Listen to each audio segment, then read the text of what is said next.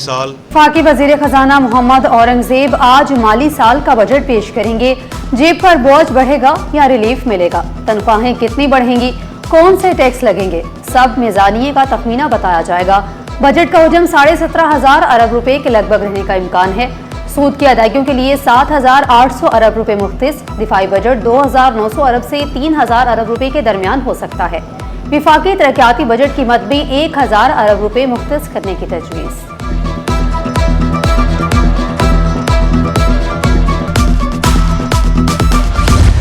सिंध का बजट 4,000 अरब रुपए से तजावुज कर गया। तरक्याती और गैर तरक्याती बजट आइंदा हफ्ते पेश होगा। बजट वजीर आला सिंध मुराद अली शाह पेश करेंगे। बजट खसारे में भी सिंध हुकूमत से बेकाबू हो गया। बजट में कोई नया टैक्स शामिल नहीं होगा। सरकारी मुलाजमिन की तनख्वाहों में 10 से 12% इजाफे का इम्कान, कम अज कम उजरत 45,000 रुपए करने की तजवीज़। बजट में 20 से 25% इजाफे की तजवीज़। गैर मुल्की मुहासलात में भी सिंध का हिस्सा कम होने का इम्कान।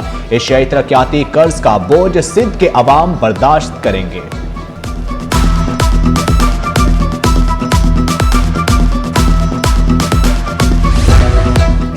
मुत्तहिदा कौमी मूवमेंट हुकूमत की एक अहम इत्तेहादी जमात है। वज़ीर आज़म मोहम्मद शहबाज शरीफ से मुत्तहिदा कौमी मूवमेंट के वफ्द की मुलाकात। वज़ीर बराए कौमी सेहत सैयद मुस्तफ़ा कमाल, अरकान कौमी असम्बली फारूक सत्तार, अमीनुल हक और जावेद हनीफ भी वफ्द में शामिल थे।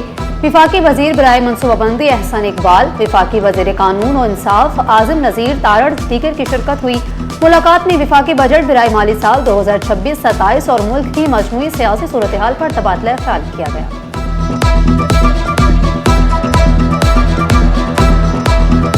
बिहार का जो रेवेन्यू टारगेट है वो बढ़ने जा रहा है और वो तकरीबन 15,000 अरब का होगा। इस तरीके से कोई 13% के करीब टैक्स जो FBR का है वो बढ़ने जा रहा है। उधर है कि बिजनेस कम्युनिटी जो ऑलरेडी टैक्स नेट में है उसके लिए एक मुश्किल सूरत हाल बनने जा रही है। इसकी वजह यह है कि हमेशा से होता तो यही आया कि नए टैक्स पेयर को भी सिस्टम में लाया जाएगा।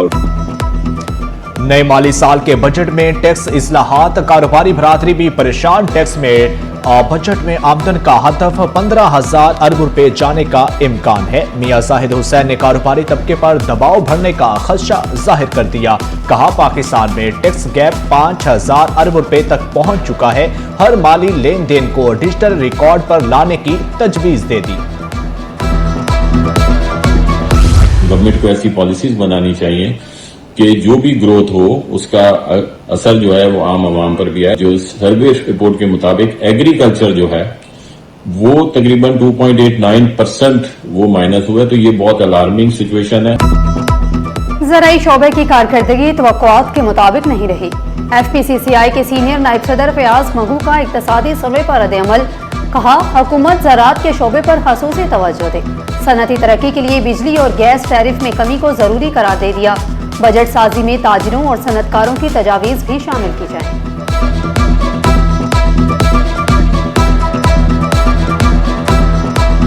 जब बोला पेट्रोल में रिलीफ नहीं दे सकते तो किसी चीज में आप रिलीफ नहीं दे सकते। पेट्रोल तो डायरेक्ट बंदे को बोला वो लग रहा है, हर चीज हर इंसान के बोला वो लागू हो रहा है। पेट्रोल सस्ताई होनी चाहिए और हर बंदा परेशान है महंगाई से, बिजली के बिल से, तेल घी से, इससे परेशान है। बजट ऐसा है हर मुसलमान को सहूलियत मिले। आवाम के सामने आपके अर्जीज दे रहे हैं, किस तरह आवाम गरीब आवाम है, किस तरह करें, कम से कम बजट पेश करना चाहिए। अवाम की नजरें बजट पर महंगाई में रिलीफ मिलेगा या नहीं। शहरियों ने मुतालबा किया बिजली, गैस और पेट्रोलियम मसनूआत पर रिलीफ दिया जाए। बजट आम आदमी की जरूरियात को मद्देनजर रखकर बनाया जाए। रोजगार के नए मौके और कारोबारी सहूलियात बढ़ाने पर भी जोर। इन बेचारों के पास खाने के लिए 2 वक्त की रोटी भी सही से नहीं है। इनको कौन पूछता है? कोई नहीं पूछता। बजट में इनके लिए सहूलियात दें। ये गरीब लोग हैं, ये पाकिस्तानी हैं। तो ये हुकूमत से पेश करना चाह रही है बयान कि आने वाले बजट में जो मजदूर कंपनियों में काम करते हैं उनकी सैलरियाँ बढ़नी होनी चाहिए, और यहाँ जो मजदूर आते हैं ये दिहाड़ी वाले लोग हैं, इनकी दिहाड़ियाँ बढ़नी चाहिए। माली साल 2025-26 की क्लोजिंग में 3 रोज की तोसी। Budget closing cut off date में इजाफी वक्त दे दिया गया। क्लेम बिल्स की क्लियरिंग के लिए तोसी का फैसला। अकाउंटेंट जनरल सिंध का तहरीरी हुक्मनामा जारी। जिला खजाना दफातर 11 से 13 जून तक खुले रहेंगे।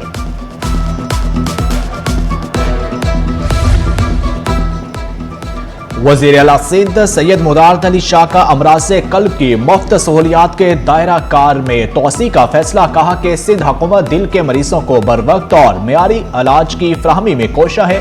मुआहदे का मकसद मलीर और गिरदोनवा के आवाम को जामे अमराज़ क़ल्ब की तिबी सहूलियात फ्राहम करना है। वज़ीर आला सिंध की ज़ेर सदारत NICVD और HMSM मलीर से मुतल्लिक अहम इजलास। वज़ीर सेहत डॉक्टर असरा फसल पे चोहू और दिगर हुकाम शरीक। कराची में गर्मी के वार जारी, शिद्दत 43 डिग्री तक महसूस की जाने लगी। माहिरीन ने कल से गर्मी की शिद्दत में कमी का इम्कान जाहिर कर दिया। हीट वेव खत्म होने से समुद्री हवाएं भी बहाल हो गईं।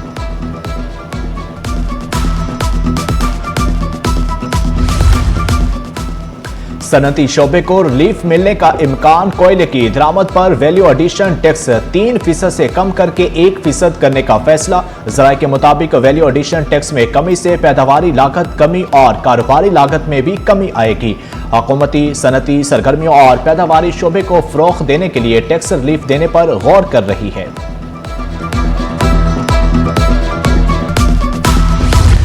महकमा ज़राअत में मुबैना तौर पर गैर कानूनी तरक्कियाँ और इख्तियारात का गलत इस्तेमाल। डिप्टी डायरेक्टर तरक्कियात मॉनिटरिंग मोहम्मद अदील मुलाजमत से बरतरफ। सेक्रेटरी ज़राअत कीमतों और रस्त में मोहम्मद जमान नारेजो की मंजूरी से बरतरफी का नोटिफिकेशन जारी। कत्ल के मुकदमे में नामजद खातून मुलजिमा इम्तियाज बीबी की जमानत कबल अज गिरफ्तारी की दरख्वास्त मंजूर। अदालत का इम्तियाज बीबी को 50,000 रुपए के मचलके जमा कराने का हुक्म। तफ्तीशी अफसर और प्रोसिक्यूशन को नोटिस जारी। 17 अगस्त तक जवाब तलब।